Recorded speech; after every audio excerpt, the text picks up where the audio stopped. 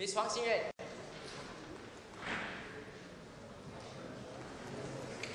Good afternoon, one and all. Honourable Speaker, members of Parliament assembled here. This Member of Parliament from Jalan Kayu would like to raise the point of...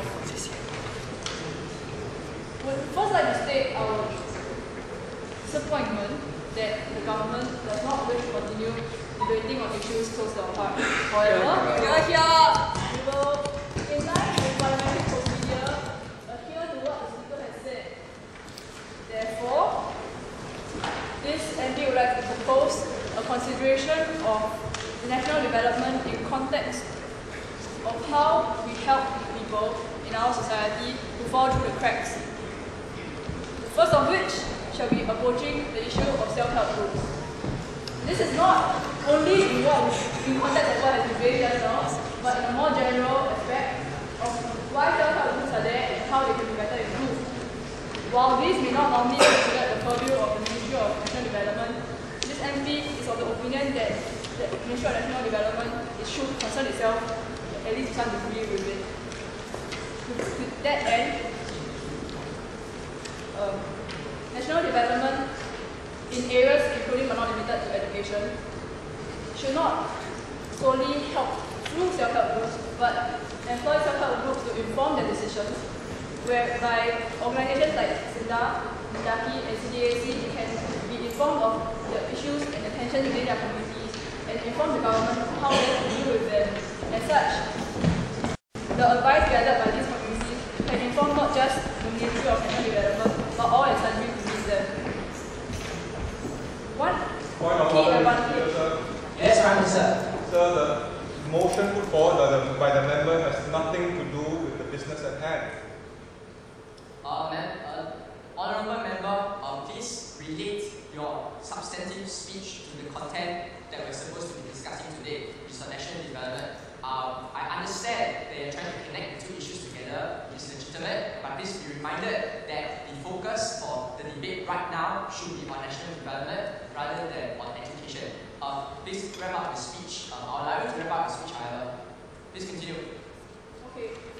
I'll just briefly say that we should also help people who are mixed races of different backgrounds, as Singapore's demographic has changing rapidly, and where the Ministry of National Development is concerned, more information can be sought with regard to whether these can be linked to the self-help groups and the approach of the goal. Thank you. Prime Minister. Let me give the member a very short and succinct answer. Whatever the question was, it pertains to the business of the entire government, and that is why in this supply bill, the government will deal with it decisively and in a concisive manner. Thank you.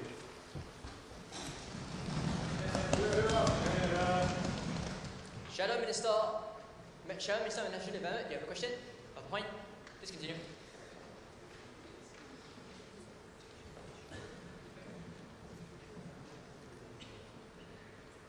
Mr. Speaker, fellow members of Parliament, I'm deeply heartened and pleased to note that previously the Minister for National Development, who is currently not in his seat, has agreed to make more facilities elderly friendly, and we in the opposition agree fully with these recommendations as well. However, I'd like to bring up the point whereby the Minister for National Development, he has suggested that the encouraging of the importance of after-school care in encouraging young couples to raise family at a younger age should be one that we look into. And I do agree with him on this issue. Young Singaporeans, those who are planning to set up families, continue to be the focal point for not just the government but also for the opposition itself. However, my concern is the fact that there are already many childcare centres in Singapore. At last count, there were 877 childcare centres, most of which were located not just in housing estates, but also in industrial and business areas, whereby parents will find it much more convenient to drop their children off before going off to work. However, I have a very troubling worry that we are not giving our elderly citizens the first world standard of living that we promised to them. What happened to elder care centre? At last count, there are only 23 elder care centres throughout Singapore. So shouldn't we provide more elder care and elder rehabilitation centers for our elderly as well? Secondly, the Minister for National Development would like to encourage more entrepreneurship in our local Singaporeans. And I fully agree with him. Make no mistake about it. We in the opposition would also like to see the next Apple, the next Google, or even the next Facebook coming from here. However, what we do differ upon is the approach that is being taken. The Minister proposes that we provide more space in the void decks for coffee shops, provision stores, and other forms of small-scale retail outlets. However, I have a concern, and that seems to be a problem of our own success.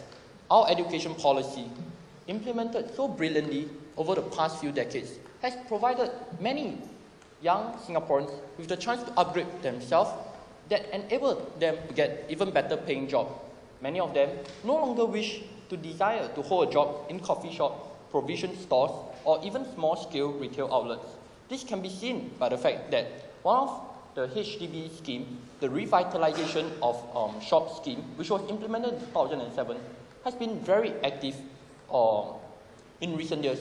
I was hoping that the Minister for National Development will be able to provide more clarification on this issue.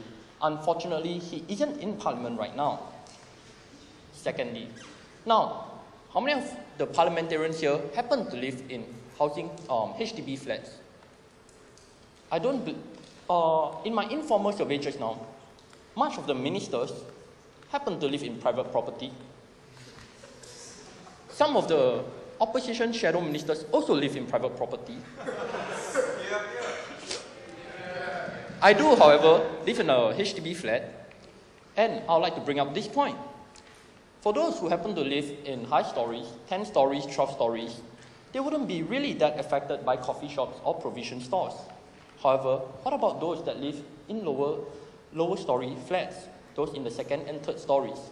Many of my residents have often highlighted to me that there's a lot of noise and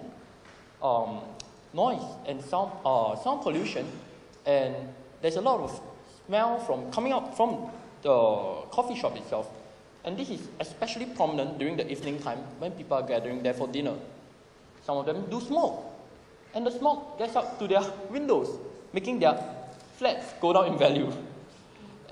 But what's worse is on Saturday, when there's football as well. Many people gather there to drink, to smoke, and talk loudly. Some in crude languages as well, which is not conducive for the young family at home that we are trying to encourage. I hope the Minister for National Development would seriously consider other measures to promote our local entrepreneurship. As mentioned, we in the opposition will be more than happy and willing to cooperate with the Minister if he listens to our requests. Thank you. Thank you, Shadow Minister.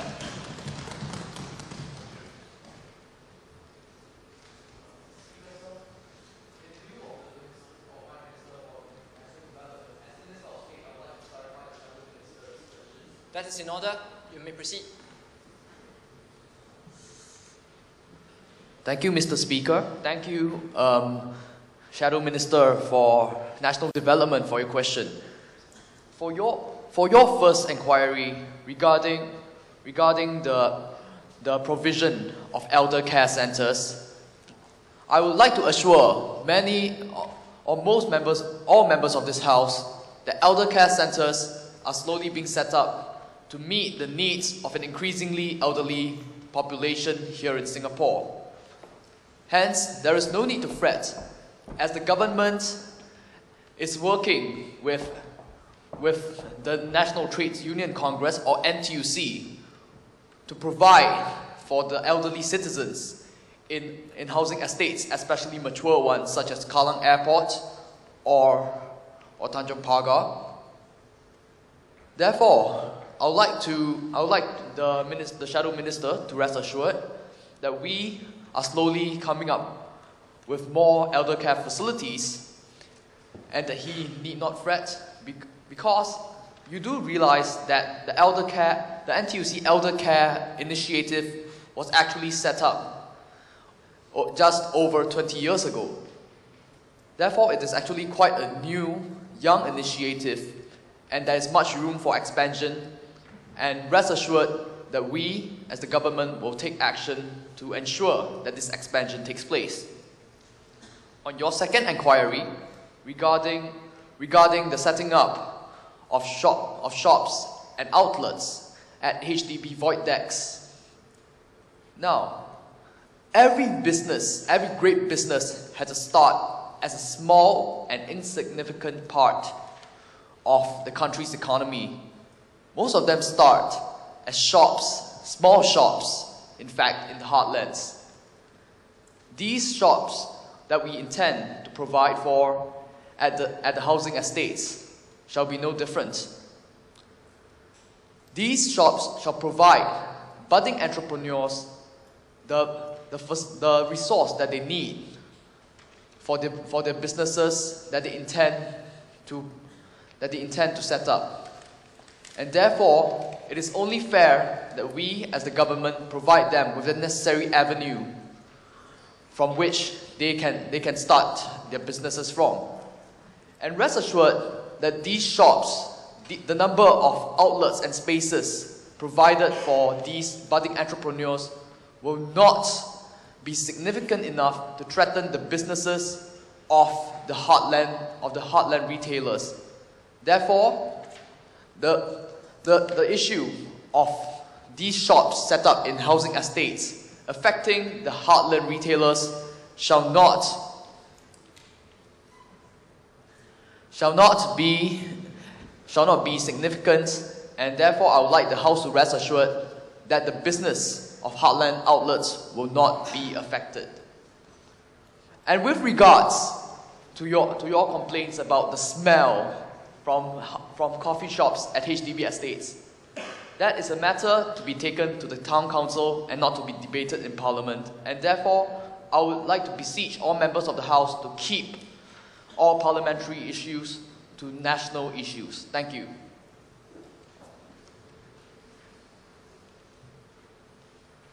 Shadow Minister of Home Affairs. Okay, thank you, Mr. Speaker. I would like to draw the attention of the House to Section 6 and Paragraph 2 that Ministry of National Development will be providing more space at void decks for retail outlets. Okay, so now my question to Ministry of National Development is, how is this increase in retail space definitely going to go into the hands of local entrepreneurs? Retail outlets, as we know, in heartland shopping centers are now dominated by chain retail stores. You can think Cotton On, Giordano, Bossini. Okay, I'm a bit low class, but these are the things that go on in heartland shops. And also, one of the causal relation that Ministry of National Development has drawn is the increase in supply of retail space will decrease the cost of rental. But let me draw the attention of the House to a shopping center called Orchard Central. Okay, so it's located at the Clarke Quay. If you go over there, you'll realize that there's plenty of retail spaces over there. Did the cost of rental really decrease? And did the decrease in cost of rental really transmit to savings for the consumers? Thank you, Mr. Speaker.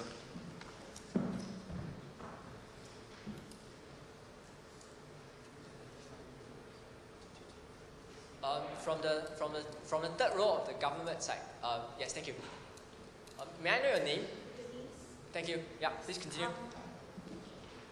I am the MP for Nee Soon South, and I would just like to say something about the bill for national development, about building more elderly-friendly homes. And I do not concur with the Shadow Minister for National Development, am I right? That we should just focus on building more elder care facilities for elderly, because you do not understand the mentality of many seniors nowadays, that when they want to age in place, and this is really reported in the news over and over again. So I believe that the implementation of creating the scheme for a safer elderly environment in their homes will be more beneficial to seniors whose mentality is to really age in place, and also to want to live a a better life because they believe that at this age they still have the ability to take care of themselves. That is why we should focus on this scheme that is to build more elderly friendly homes for seniors in Singapore. Thank you.